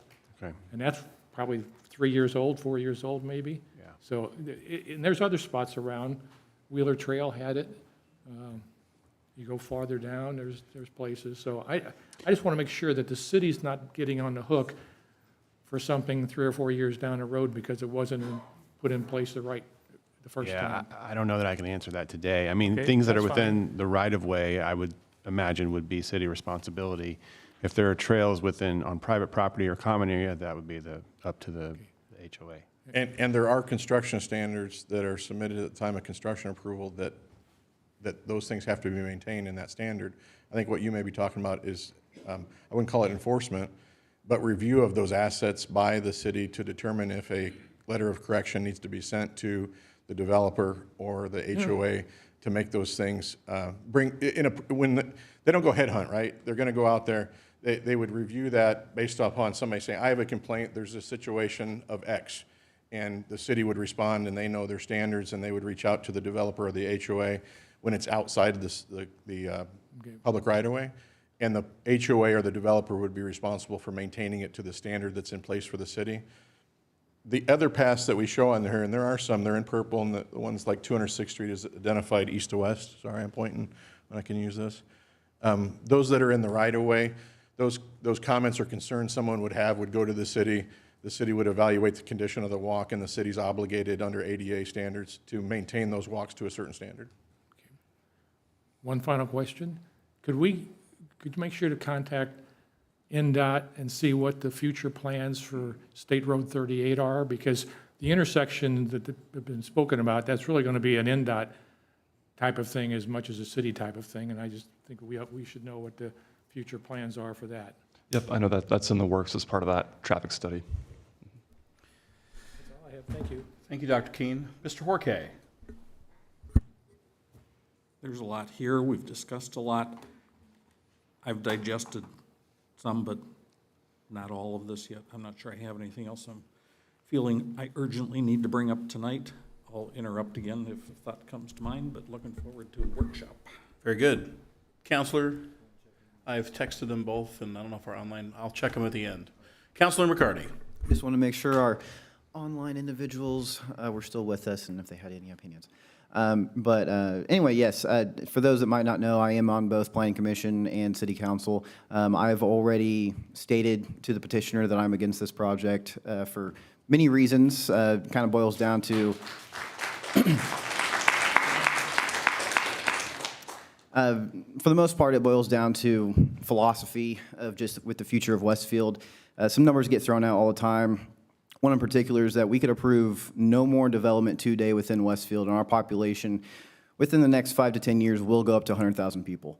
It's a little daunting for someone like myself who's lived here all my life, but that's just what reality is. That's also why I chose to get involved, because I've lived in the northwest part of town my whole life, and not liking what I was seeing, I wanted to get involved, and many of the points that were mentioned tonight, I do agree with. So thank you for everyone who spoke tonight. I do appreciate your attendance, not just those that spoke, but those who are in the audience this evening as well. Two individuals that just left the meeting were actually my parents. They, for a disclosure's sake, they live in the White Triangle. They're on Horton Road. That borders the Monon Trail. I just mentioned that for disclosure's sake, but I'm not using that as a reason to be against the project. There's other reasons that come to mind. One in particular is actually a new reason. This past weekend, and when the agenda came out, that was the first time I had actually taken a look at the ordinance, and it was in front of me, and the different exhibits and so forth. One in particular exhibit that stood out to me, because we've seen all of the renderings within the vision book, but this is where we really get into the nitty-gritty details. Exhibit 8, which is the residential architectural standards. I'll be honest that when it comes to master developed communities, I will say we've been burned before here in Westfield, where things have changed through the approval process. But nonetheless, that a term that's, or a community that's been thrown out as an example of what master developed communities could look like is West Clay. But upon looking upon the Exhibit 8 residential standards, for those who might get this reference, is that this kind of looks like the Temu version of West Clay. And those that don't understand, that means it's built quickly, and it's built cheaply. And I kind of refer to the language within the ordinance that, yes, 5 builders are a standard, but one builder could only build 5% within the development. So a 5% minimum, saying, okay, well, one builder such as Estridge could build 5% of this, which, by the way, I love Estridge's product, but then you could get, say, 70% Lennar, or 70% Arbor, or whatever it is. And that kind of just goes to the point of what many individuals spoke about, and Dr. Keene as well, is that this is a lot of homes being packed in here. And if this is going to be done, of course it needs to be done right the first time, and making sure we have high quality here. And I'm just, upon reading the ordinance, besides my prior issues, concerns, I'm very concerned with just kind of future quality levels based on the current language. So I say that we have plenty more meetings coming up over the next several months, but thank you. Thank you. Ms. McCarty, if you, after you review the ordinance, if you can provide suggestions on modifications that would address the concerns that you brought up tonight, we can take those into consideration and come back to the workshop meeting prepared to address those. Thank you. Staff, Mr. Bunkefist has questions. If you could throw him up on the screen. Mr. Bunkefist is our vice president, and he'll now have the floor. Appreciate it. Hopefully you can hear me okay. First off, thank you everybody for your concise comments this evening. It was actually a very efficient public hearing process. First, philosophically, I think just to make it known, I am of the belief that a large part of Westfield's future should incorporate master developments like this. developments that incorporate kind of that intentional and diverse place typing, with really the end goal of kind of cutting out single use, single zoning classification, single use zoning overall. Is by way of example, within this master plan development, I do like the intentional diversity of the home types and the lot types and everything else. That being said, much to Councilman McCarty's point, I do want to ensure that the diversity of those lot types and home types meet the quality expectations that I think a lot of us have within master planned developments like this. Specifically for workshop, Mr. Dabashewitz, I think what I'd like to dig into a little bit more is understanding some of these use types and how, for instance, we look at the village component and you've promoted this beautiful walkable village component, but then front-loaded garages are allowed within the village. I'd like to understand that kind of distinction a little more. And then more importantly, too, I think it was brought up a lot this evening. What does it look like when we start transitioning to other developments around us? So I know these are, for lack of better words, cartoons right now, right? But if we're looking at the map that I see is still being shared, I believe, on the Teams, I don't know if it is on the screen at the meeting or not. A lot of these use types have hard stops at roadways and at other places. And I'd like to just understand what kind of buffering will we see between the other developments outside of the traditional setback that you've obviously noted within your PUD. And then tree preservation, as always, is big for me too.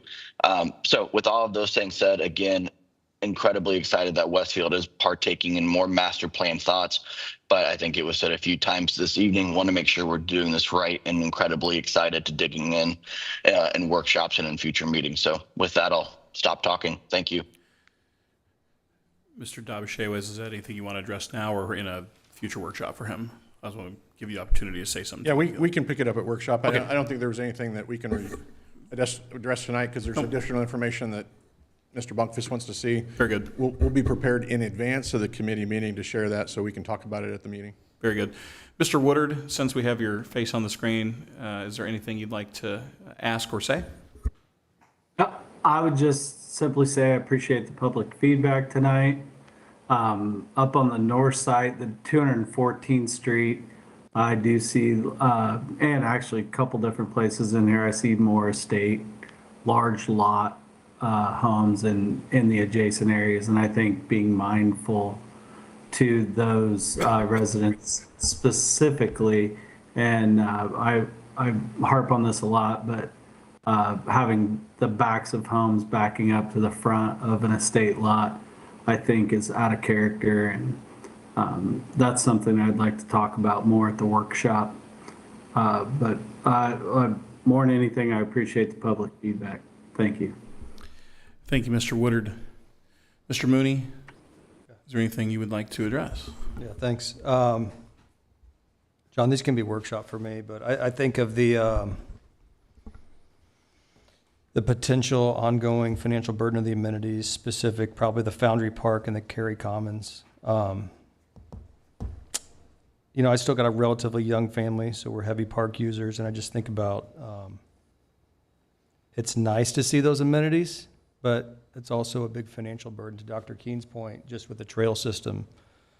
So maybe just some additional detail around whether it's public, private, HOA, curiosity around the donated land. That was something that was brought up a couple times. Tree preservation. I won't mention the project, but we spent a lot of time on tree preservation on a previous project. And I pay close attention when an item comes up multiple times, and so that's any additional dialogue or you can share with us just some additional feedback as we kind of navigate through that. I'd appreciate it. And then I tried to read up as much as I could, but on Horton Square specifically,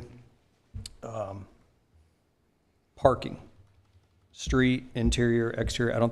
I didn't see anything about any parking garage or anything like that. I just want to make sure which I didn't, but just want to point that out.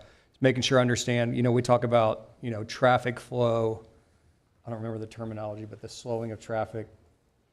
Yeah, there's a phrase for that. Traffic calming. Traffic calming. Any philosophy around that as you've got mixed use around residential. That's something I think about when we're going through the planning. So. And that's traffic calming's been a component of the discussion we've had with the city engineer.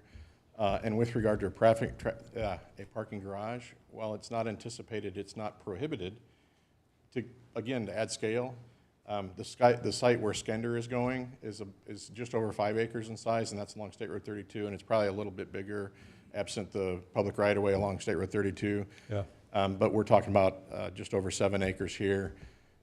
We'll continue to refine that. And I say Skender, and I probably shouldn't use that as an example because that's a 5 or 6 story, or I think 4 or 5 story building here. We don't have buildings of that height and intensity of use. The images that you see here are predominantly 2 and 3 story buildings, which I think is where this is going to be on the corner of this site. I just wanted to reiterate again, there's no freestanding multifamily use permitted on the real estate. It's all going to be a mixed use design that is oriented to the street and has commercial uses on the first floor. Thank you. I will chime in as we wrap up. I think I appreciate the intentionality of what you brought to us today. Obviously, there's a lot of questions and concerns that need to be addressed. And I won't repeat any of those. I think what I've heard up here on the board today are several of my questions that we'll work through. One of the things that I think about with West Clay, and I know this is not a complete representation of it, it's just the closest thing that we have to us to compare it to, is I want to be really, we talk about traffic calming, kind of just jump on that. Obviously, the lakes, which is the southwest portion, very much feels, and there's nothing, could you pull the district map up or one of the I'll pick it up. exhibits? Thank you. Yeah, there you go. So in this, the lakes almost kind of feels like a satellite province. Now, there's nothing you can do about that, certainly because of what property you own. And I understand that. My concern is, obviously there's a golf cart path that is proposed somewhere along that transmission line or somewhere in that area that's going to cross 6 points. And I know that, having driven through there, that road specifically can be quick. As a lot of these homes and things get in there, there's just going to be considerable traffic for better or for worse. And what I don't want to see is, because we're trying to create this cohesive node, for I guess my terminology, but that almost kind of hangs off like this satellite province, and you have to get on something to get over to the rest of it. And I don't know what can be done. Maybe that's going to be a city problem. No, I'm sorry. No, please do. It won't. All along the south side of 206th Street, across the subject parcel, this is where the fire station's building. There'll be pedestrian paths. This is the subject. There'll be paths. There's pathway on the south side of 206th Street today across Monon Corner. This is the subject site, and then we're at Hortonville.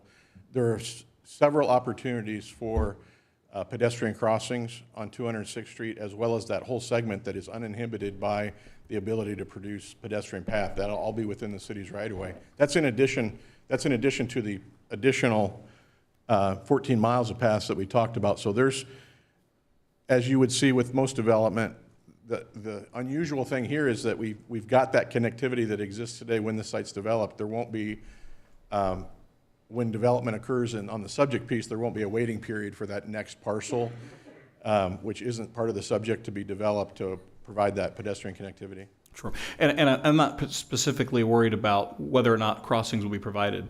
I think about trying to take my family to the Monon. I live in Village Farms, so on the extreme south side of town, almost, have a Carmel address. And I have a 2-year-old son, and I absolutely hate getting on the sidewalk on 146 and cutting over there. So I have access through Village Farms. I just got to go up hills, and I'm a big guy, so I try to find the flattest path possible.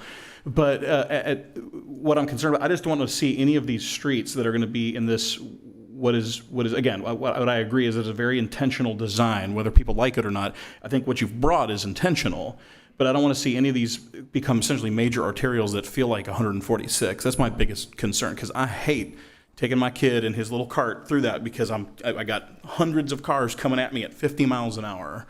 And I want to make sure that doesn't get created here in between this, especially because there's such a satellite province to the southwest. And so I just want to think about that. And that may, again, maybe city questions, maybe your questions. And again, I don't want to address anything else that's been up here because it's been said, but that's mine, that no one else got to talk about. So I just want to put that there, and we'll talk about it. We'll bring some additional illustrations and talk about the hierarchy of streets, street types, and pedestrian connectivity at the workshop meeting. And I would wonder too if there's an opportunity, I know this gets expensive, of tunneling that golf cart path under 6 Points. Just going to throw that out there.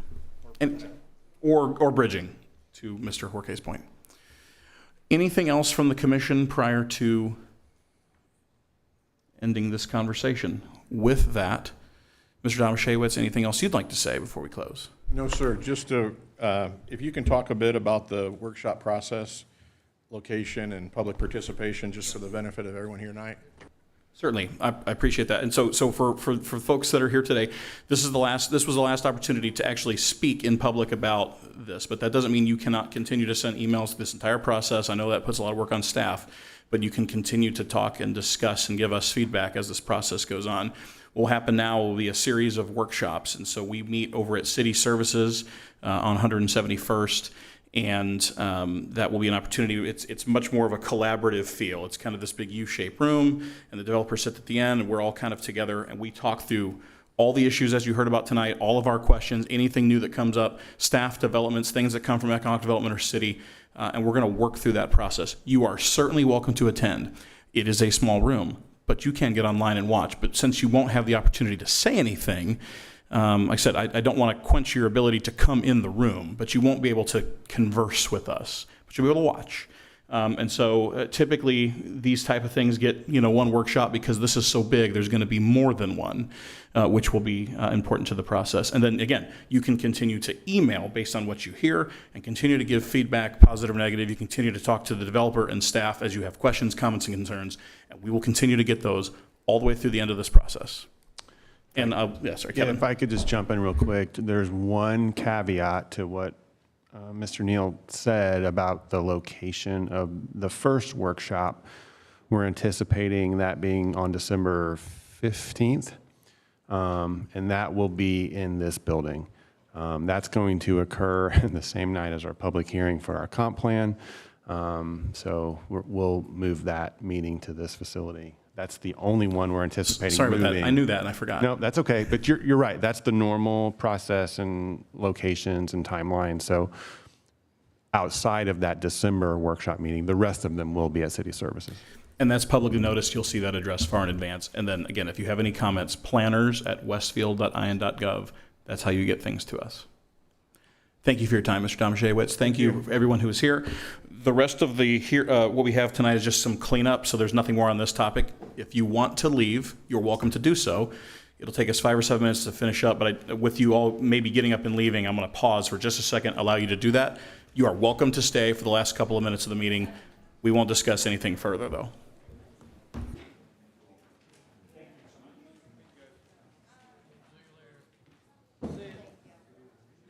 Are you surprised that there's only 1% of this development that is commercial? 7 acres out of 700 acres is commercial. Well, I forgot, I do want to, at the workshop, I wanted, because I thought this was supposed to be like a community.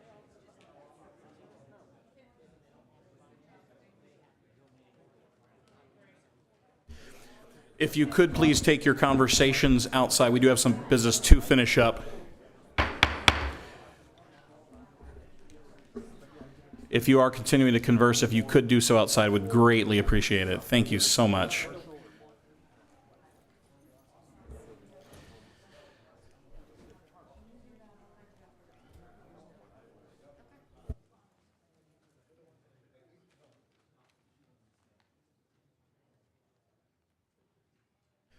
Okay, with that, we have no other items for public hearing tonight. We have 2 items that are continued to a future meeting, Town Road Crossing and Schlegel Commerce Park. With that, reports and comments. Any reports and comments from the Plan Commission members to each other? Seeing... Sorry. Yes, Mr. Woodard. I have one quick comment. And it was in regards to that tree preservation comments that were made earlier, where they were talking about people that backed up to a preservation area. I would love for staff to find the collateral or whatever in the development presentation that was made at the Plan Commission, and I would love to see what was committed at that point in time. Like, when we are approving or looking at this process, are we showing that tree preservation off property? I know we're not saying we're going to preserve it, but are we showing these buffers, or are developers showing these buffers outside of the property line? And I just think that's an interesting question. And if there's any way you could track that down, Kevin, or anybody, I would like to see that on that specific project itself. Which project, Chris? What, there were like 9 houses that backed up to. Monon Corner. Yeah. I would like to see when the developer had brought that project through, what was being presented to us. Yeah, we can track that down have that ready for the workshop. Very good. Thank you. Mr. Bunkefus, anything on? I just want to make sure I give you an opportunity to say anything you'd like. I'm good. Thank you. Thank you. City Council Liaison, Councilor McCarty. Yeah, run through this recap real briefly. I emailed this in advance to my fellow commissioners, so if you do have any questions, feel free to jump in. But last week, 10/27, council met miscellaneous items. We had a proclamation for an AARP age-friendly community. We had Matt Deck, Director of Facilities and Events, present a recap over the past year with city events and a look forward. Under old business, we had the non-elected salary ordinance, which was approved 4-1. The elected official salary ordinance was tabled until the next meeting, which would be next Monday. Under new business, we had the annexation for 1206 186th Street, which is the parcel that the city purchased early in the year for a new park. Then this project, Ironstone, was presented. And Ordinance 2568 was an update to the traffic ordinance, return in the future for approval. Ordinance 2569 is an amendment to the Parks and Rec Code of Ordinance, which will also return at the next meeting. That's all. Thank you. Any questions for Councilor McCarty? Mr. Hork? Okay. That committee has not met. I did get a request for confirming availability for this coming Monday, which we may or may not have a meeting. I haven't heard specifically, but it's looking like there might be one, but I have to figure that out. Very good. Board of Zoning Appeals Liaison, Dr. Keene. I was not there, so Billy was in charge that day? Mr. Bunkefist. October 14th, 2025, BZA will go down in the history books as one of the greatest. We had 3 development standard requests to modify front yard setbacks. I believe all 4 accessory buildings except for 1. And that was just a setback for just for the sake of it, I believe. But that was, again, a few weeks ago. So that was it. Very good. Any questions for BZA? Seeing and hearing none. Staff, Community Development Department, words of wisdom, things we should know. Yeah, so just quick, want to remind everybody, first of all, thank you for your participation last week in the joint session with our consultant for the comp plan.